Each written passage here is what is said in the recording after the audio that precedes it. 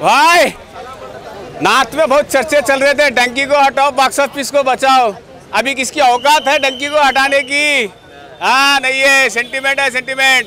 बोल रहा हूँ बॉबी बॉबी बम बम, बॉबी बॉबी बम बम। अब ये गाना चलेगा, पूरा यूट्यूब पे चलेगा, फोन रिंगटोन बजेगा, यही चलेगा। हमार नो हमार वाला वाला।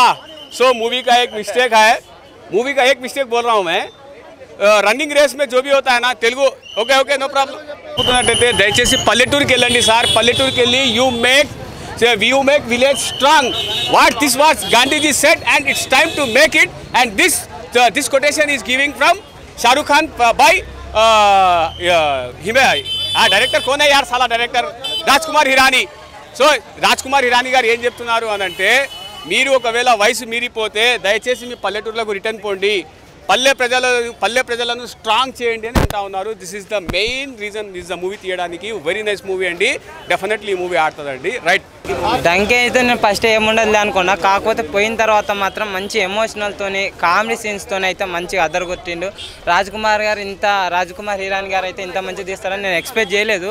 లాస్ట్లో మాత్రం మంచి ఎమోషన్ సీన్స్, అసలుకి ఆ ఫోటోలు చూస్తుంటే నిజంగా అంటే ఏడుపు వచ్చేసింది.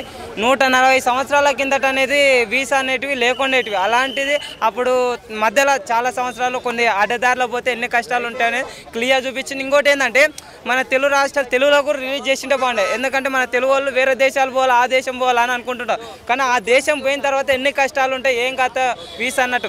బ్రో డంకీ మూవీ చూశాను. నాకు ఏంటంటే ట్రైలర్ చూసినప్పుడు కొంచెం డిసప్పాయింట్ అయింది. ఏంటంటే లాస్ట్ టైం మనకి పఠాను జవాను బ్లాక్ బాస్టర్ అనమాట, అది హై వోల్టేజ్తో కూడుకున్న మూవీ. కానీ ట్రైలర్ డిసప్పాయింట్ అయిందని సినిమాకి వెళ్ళాను. సినిమా అయితే చాలా బెటర్గా ఉందన్నమాట. ఏంటంటే మనకి కామెడీతో కూడుకున్న ఎంటర్టైన్మెంట్ ఉంటుంది. షారుఖ్ ఖాన్ పర్ఫార్మెన్స్ అయితే పీక్స్ అనే చెప్పొచ్చు. ఒక ముక్కలో చెప్పాలంటే పాస్పోర్ట్ లేకుండా లండన్ వెళ్ళగలమా అనేదే పాయింట్. మనకి పాస్పోర్ట్ రావాలంటే ఇవి హైలైట్స్ ఇవన్నీ ఉంటాయి కదా, కోర్స్ ఇవన్నీ ఫినిష్ చేస్తేనే లండన్కి వెళ్తారనమాట.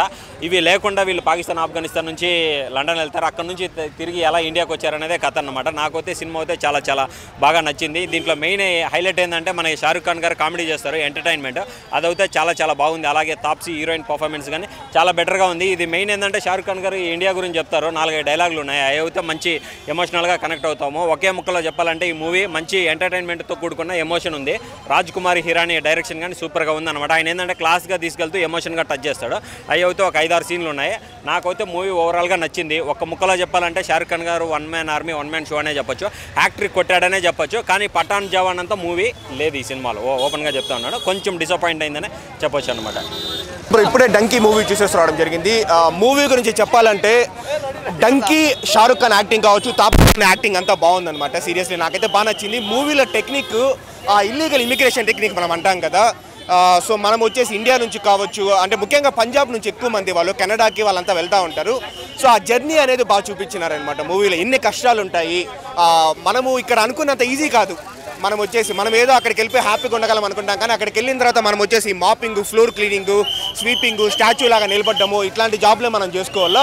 సో ఇండియాలో ఉండడం చాలా బెటర్ అన్నట్లు మంచి ఫీల్ ఇచ్చినారు మూవీలో.